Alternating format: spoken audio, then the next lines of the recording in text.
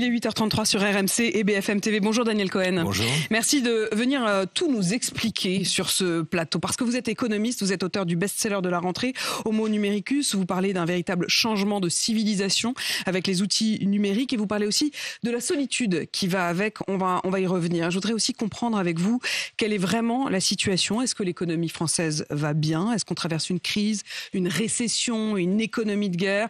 À quoi est-ce qu'on peut s'attendre et avec quels outils? On va parler prix, croissance, consommation, mais je voudrais qu'on commence par les salaires. Il y a eu cette question qui s'est posée et qui se pose encore sur le plan politique.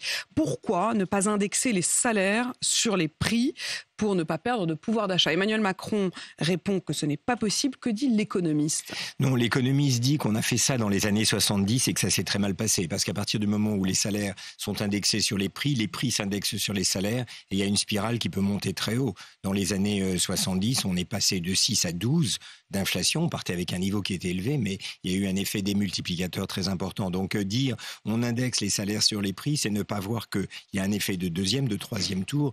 Et donc je ne crois pas que ce soit exactement ce qu'il faille faire. Par ailleurs, la Banque Centrale Européenne a un œil exactement là-dessus. Une des raisons pour lesquelles elle a été assez lente, en réalité, à remonter ses taux relativement aux États-Unis, c'est parce qu'elle avait le sentiment qu'il y avait une forme de modération salariale et qu'on n'était pas dans ce processus explosif. Non, je crois qu'il faut protéger les plus vulnérables, ça c'est certain. Le SMIC est indexé. Il faut des mesures de pouvoir d'achat pour toutes les classes intermédiaires qui sont juste au-dessus du SMIC. Mais entrer là, aujourd'hui, dans une dynamique générale d'indexation des salaires, je pense que c'est ce qu'il faut en réalité éviter. Donc ne pas indexer les salaires sur les prix, mais pour autant, est-ce que le travail paye assez en France? Alors, ça fait partie des choses, évidemment. Le travail ne paye jamais assez. Le SMIC, on ne peut pas vivre avec le SMIC dignement quand on regarde les choses du point de vue de, on va dire, de l'Île-de-France ou de la vie à Paris. On sait très bien que tout est très cher. Donc, il faut peser à la baisse sur les prix, notamment l'immobilier, qui est le grand item qui, en réalité, ronge le pouvoir d'achat des classes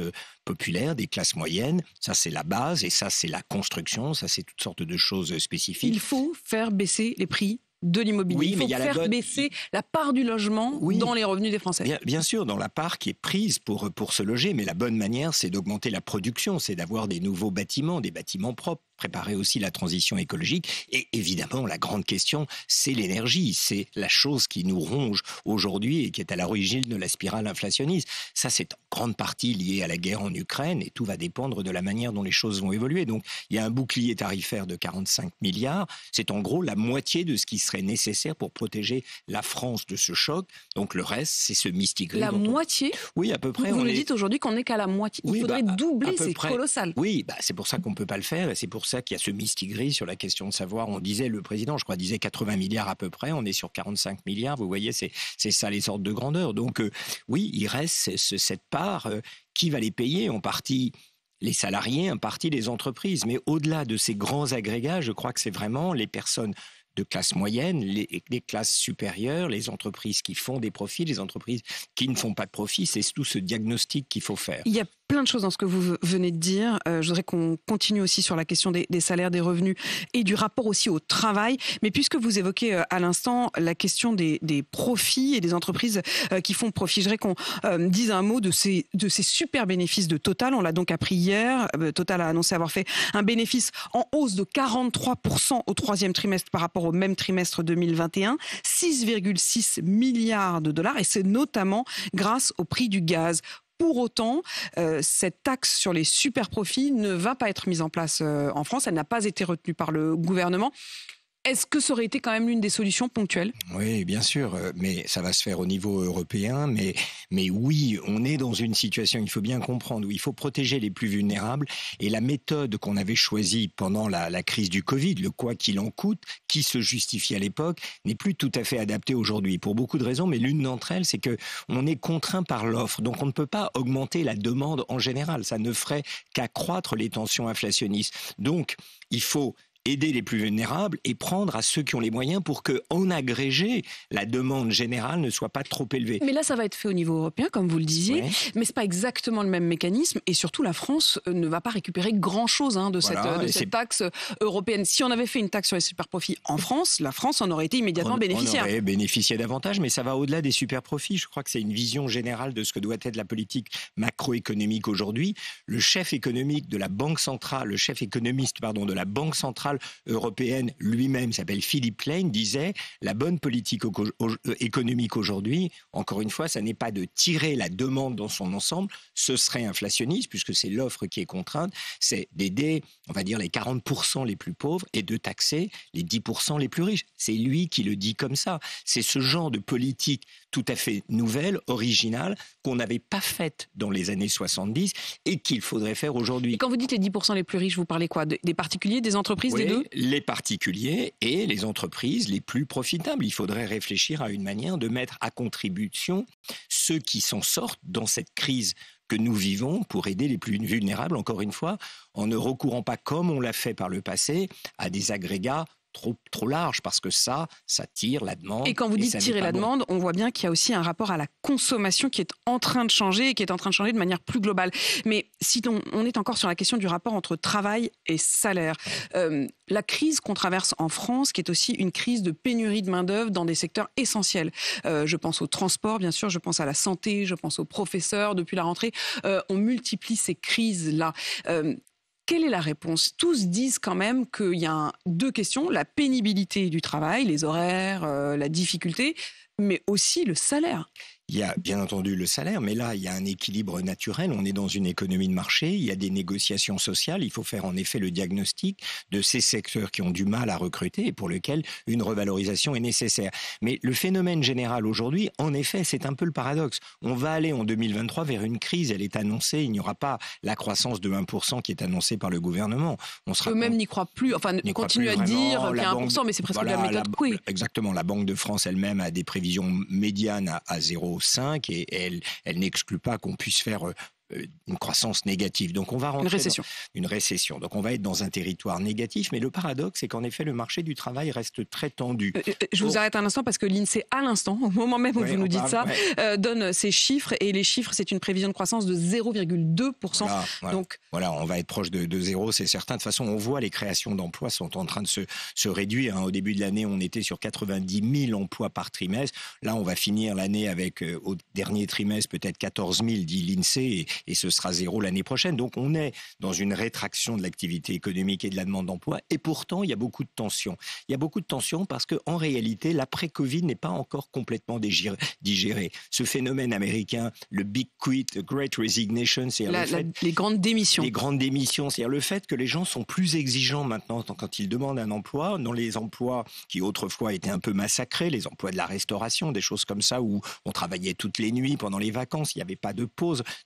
Ces emplois-là sont en révolte par rapport aux conditions qu'on leur faisait. Donc oui, il faut changer les conditions de travail et augmenter les rémunérations. Mais la demande de télétravail, ça fait le lien avec les choses dont on parle dans le livre, mais la demande de télétravail a beaucoup augmenté. Donc les emplois qui ne peuvent pas offrir de télétravail parce qu'il faut être là à la caisse, qu'il faut être là en face à face avec les clients, eh bien il y a des tensions. C'est précisément les secteurs dans lesquels il n'y a pas de télétravail possible qui sont en tension et en pénurie. Je parlais à l'instant de la question des transports, de la question des soins hospitaliers avec des horaires de garde, avec toutes ces difficultés. Vous en aviez parlé dès le début du confinement. Je me souviens particulièrement d'une interview que j'avais faite avec vous qui m'avait passionnée sur cette question du rapport au travail et du rapport au déplacement aussi pour aller travailler. Est-ce que cette conjonction, est-ce que le moment précisément dans lequel on est en ce moment, c'est-à-dire il y a eu la pandémie qui a développé ce télétravail, il y a aujourd'hui l'explosion des prix de l'énergie sur un fond de réchauffement climatique, plus les outils numériques dont vous parlez dans votre livre, est-ce que tout cela fait qu'on a un nouveau rapport au travail ? Oui. Et durable. Indiscutablement et durable, oui. L'attitude qui s'est créée au cours du Covid, je crois, ne va pas disparaître. C'est une des difficultés du moment actuel, c'est-à-dire qu'il y a une demande nouvelle, légitime, quantitative, vous aviez raison, mais qualitative aussi, qui fait qu'on ne veut pas travailler dans les mêmes conditions. On a découvert avec le Covid qu'il existait des solutions techniques qui évitaient d'aller tous les matins dans les embouteillages ou dans les transports en commun surchargés à son travail. Donc il y a quelque chose de nouveau qui doit être institutionnalisé, qui doit être maîtriser socialement, parce que si c'est là... Ça veut dire quoi maîtriser socialement? Qu'est-ce qui manque? Maîtriser, ça veut dire que d'abord on reconnaisse la chose, la demande sociale, et puis qu'on n'aille pas trop loin non plus, parce que la tentation qui pourrait être, bon, tu veux rester travailler chez toi, bah reste travailler chez toi, t'as même plus de poste de travail dans l'entreprise. Progressivement, ça veut dire que le lien au collectif, le lien à l'entreprise pourrait aller trop loin, et ce serait... Vous parlez d'une grande solitude sociale aujourd'hui. Ça aggraverait ce qui est le mal du siècle, je crois, c'est la solitude sociale, c'est ce que les sociologues appellent l'anomie sociale, c'est-à-dire la difficulté à trouver anomie, c'est-à-dire l'absence de loi, c'est-à-dire qu'on ne sait plus à quoi on sert, on ne sait plus où on se situe socialement. Pour le grand sociologue français Durkheim, c'est pour ça qu'on se suicide, c'est quand on ne sait plus où on vit, avec qui on vit. Le rapport au travail est évidemment décisif dans cette compréhension de sa place dans la société.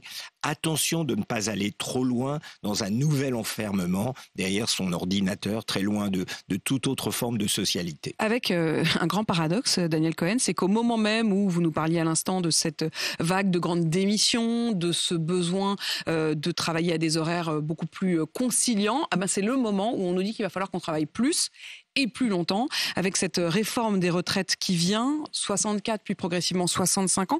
Est-ce que c'est pas complètement contradictoire avec cette volonté de travailler de manière plus aménagée et d'avoir plus de temps pour soi? Ce qui est contradictoire surtout, c'est ce thème de l'allongement de la durée de cotisation à un moment où les Français ne veulent pas en entendre parler. C'est quand même, il y a une réflexion économique. Est-ce que c'est nécessaire ou pas? Ça se discute très honnêtement quand on regarde les évolutions de... Mais il n'y a pas de consensus pour dire qu'il y a une urgence à réformer les retraites. Non, il n'y a pas de consensus. Même le Conseil d'orientation des retraites est un peu gêné. C'est-à-dire que chacun y voit un peu ce qu'il a envie d'y voir. On a l'impression, là pour le coup, voilà. C'est intéressant d'avoir quelqu'un qui n'est pas politique comme vous. C'est que quand on interroge, et habituellement à ce micro, des politiques, ceux qui veulent réformer les retraites disent le corps nous dit c'est urgent, et ceux qui ne veulent pas disent le corps dit qu'on peut attendre. Oui, les deux sont vrais, comme on dirait dans Pirandello. C'est-à-dire que quand on regarde la part des dépenses consacrées aux retraites, qui est au fond le véritable indicateur, qui est la part des richesses nationales qui sont absorbées par les retraités, au fond, dans pratiquement toutes les simulations du corps, ça baisse. On est à 14,5, en gros, on va descendre à 13,5, dans certaines simulations à 12,5. Avec une croissance de 1% en moyenne, ça baisserait de 14,5 à 13,5. Il faut vraiment une croissance faible, mais peut-être que c'est celle qui se manifestera, mais ça n'est qu'une des possibilités. Une croissance faible à 0,7% en moyenne, vous voyez, on se désole qu'il y aurait 0,7% l'année prochaine. Si c'était ça tous les ans jusqu'en 2070, alors oui, ça ne monterait pas, ça resterait stable. Donc on est quand même dans l'idée que les réformes qu'on a... Si je vous écoute, il n'y a pas non plus une urgence absolue. Et pourtant, comme vous le dites, la société française est plutôt rétive à cette réforme. Alors pourquoi s'obstiner? Est-ce qu'il n'y a pas un risque de briser ou de réveiller une colère? Vous avez dit tout à l'heure qu'il y avait une forme de révolte. Oui, mais il faut comprendre, encore une fois, que les grands agrégats ne permettent pas de comprendre ce qui se passe. La seule catégorie sociale qui soit vraiment favorable à cette réforme des retraites, et encore jusqu'à un certain point, mais qui soit globalement prête à l'admettre et à l'entendre, ce sont les retraités eux-mêmes. Voilà, c'est à peu près aussi simple que ça. Et les retraités votent majoritairement pour ce gouvernement et pour la droite qui y est très sensible. Tout le reste de la société y est hostile. Et je crois que c'était Jérôme Fourquet qui disait à un moment donné cette chose très intéressante, les retraités sont devenus un peu les actionnaires. Il travaille sur les fractures françaises. Voilà, exactement. Donc, qui a écrit un livre très intéressant qui s'appelait les fractures françaises, le plus récent. Oui, les fractures françaises, c'était un truc, mais l'archipélisation de la France. Et en fait, il disait les retraités sont un peu les actionnaires de la France, c'est-à-dire qu'ils se comportent avec une logique patrimoniale. C'est-à-dire les retraités aujourd'hui sont ceux qui disent aux Français allez, travaillez un peu plus, qu'est-ce que vous faites? Un petit effort, les gars, pour renflouer les caisses. Donc il y a une espèce d'approche qui est celui de l'actionnaire par rapport à une entreprise. Vous pouvez faire un peu mieux. Je crois que si on ne comprend pas ce décalage entre la base électorale électorale peut-être de ce gouvernement et de la droite qui va forcément soutenir cette réforme des retraites et l'ensemble des autres catégories, on ne voit pas d'où ça vient. Et cette fracture qui vient également, on l'apprend également à l'instant, le chiffre de l'inflation tombe, inflation de 6,2% en octobre, l'inflation accélère. Est-ce qu'elle va se poursuivre ? Oui, le l'INSEE était sur des chiffres de cet ordre de grandeur, 6,4 de mémoire pour la fin de l'année. Donc oui, on est sur des niveaux élevés qui sont en effet, on le répète toujours, mais c'est important aussi, en fait plus élevés encore en Europe. En Allemagne, on est à près de 10%. Au Royaume-Uni, on est à près de 10%. La zone euro, dans son moyenne, on est à 9,9%. Donc on fait mieux. Mais c'est vrai que les pressions inflationnistes montent. Il y a l'inflation qu'on mesure, puis il y a l'inflation sous-jacente, c'est-à-dire celle qui est derrière, celle-là aussi. La difficulté, c'est que le gouvernement, Emmanuel Macron lui-même, le dit, il dit c'est pire ailleurs, comme vous venez de le dire. De fait, c'est pire ailleurs. C'est pire en Espagne, c'est pire en Grande-Bretagne, bien pire en Grande-Bretagne, et pire en Allemagne. Mais pour autant, quand on pousse son caddie dans un rayon de supermarché, on a beau nous dire que c'est pire ailleurs, on trouve ça quand même très dur. Bien sûr. L'inflation, c'est le mal qui dévore les sociétés parce qu'il n'y a plus d'encre fixe. Je ne sais pas ce que je vais pouvoir acheter demain matin. Je ne sais pas si je vais pouvoir remplir mon caddie, offrir à mes enfants le portable qui me demande. Bon, bref, en effet, l'inflation, c'est un choc très difficile. Encore une fois, la cause est externe. C'est cette guerre en Ukraine, c'est la hausse du prix des matières premières. Il faut y faire face. La seule manière d'y faire face, c'est solidairement, ce qui renvoie à la discussion. La guerre en Ukraine, oui, mais la question aussi, encore une fois, du prix de l'énergie. Et on se rend compte notamment avec la situation d'EDF qui est très difficile, avec des gros défis face à elle. L'EDF qui perd beaucoup d'argent et qui a un grand nombre de centrales qui sont à l'arrêt, qui ne peut pas produire suffisamment. Que c'est pas que l'Ukraine, que c'est aussi un choix de planification qui n'a peut-être pas été suffisant. Vous parliez à l'instant de la transition écologique. Il y a cette question notamment du rapport à l'automobile, du rapport au déplacement. C'est encore le rapport au travail, à la géographie, aux fractures françaises. Quand vous êtes un foyer modeste qui travaille, qui a besoin de sa voiture pour aller travailler et qu'on apprend qu'avec ces ZFE dont on a beaucoup parlé cette semaine, il va falloir encore changer de voiture, passer à l'électrique. Est-ce que les moyens sont suffisants pour aider précisément cette classe de travailleurs modestes qui va se retrouver exclue d'un certain nombre de centres-villes ? Voilà, exactement. La réponse est non, mais c'est là qu'est le problème. On est dans des situations que les hégéliens appelleraient la ruse de la raison, la ruse de l'histoire.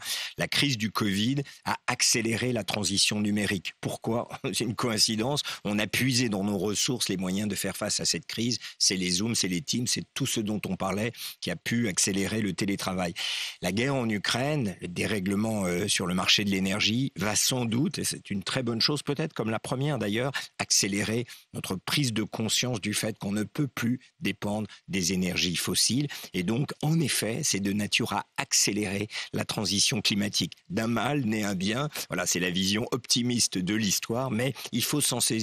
Pourquoi ? Parce qu'en fait, on voit bien que les réponses qu'on apporte à des crises majeures, on les cherche dans ce qui est disponible, on les cherche dans notre imaginaire. Et on voit que le fossile tue, on voit que le fossile gangrène notre pouvoir d'achat. Quelles sont les solutions ? S'en passer. Comment ? En passant à des énergies renouvelables. Et comment est-ce qu'on fait pour aider davantage ceux qui n'auront pas forcément les moyens de moderniser comme ça leurs outils ? Il y a à court terme et il y a à long terme. À court terme, c'est des mesures de soutien du pouvoir d'achat, c'est des mesures qui vont viser à réduire leur facture énergétique, c'est toutes les choses qu'on fait, mais on pourrait sans doute être plus inventif, donner par exemple une carte à quelqu'un qui utilise sa voiture jusqu'à un certain seuil.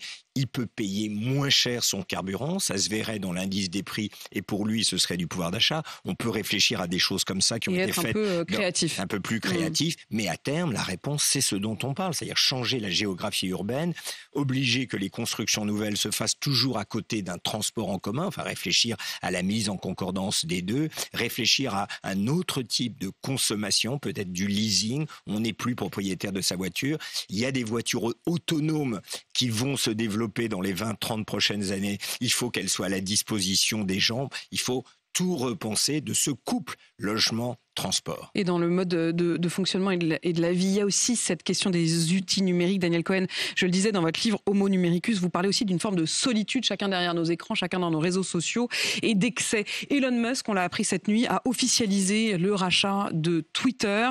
Twitter, le petit oiseau de Twitter est libéré, voilà ce qu'a dit Elon Musk, qui est un libéral, libertaire, individualiste.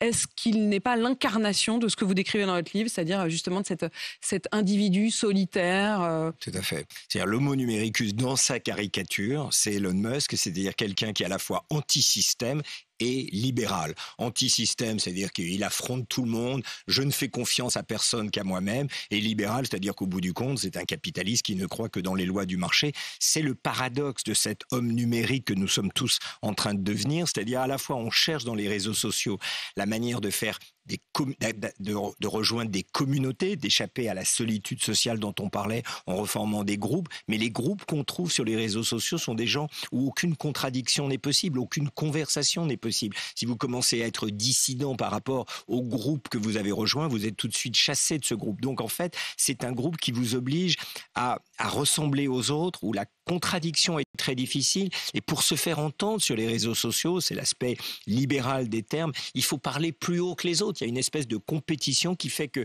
c'est à la fois sectaire, très bruyant, c'est une syntaxe, c'est une grammaire qui est très éloignée de ce qu'on nous avait promis. On est dans quelque chose qui ne ressemble pas du tout au débat scientifique, à la conversation philosophique, mais plutôt à la cour de récré en réalité. Et à la confrontation. Merci Daniel Cohen pour ce regard et cette analyse des outils contemporains. Daniel Cohen, je rappelle le titre de votre livre Homo numericus, la civilisation qui vient, et c'est chez Albin Michel. Il est 8h53 sur RMC BFM TV.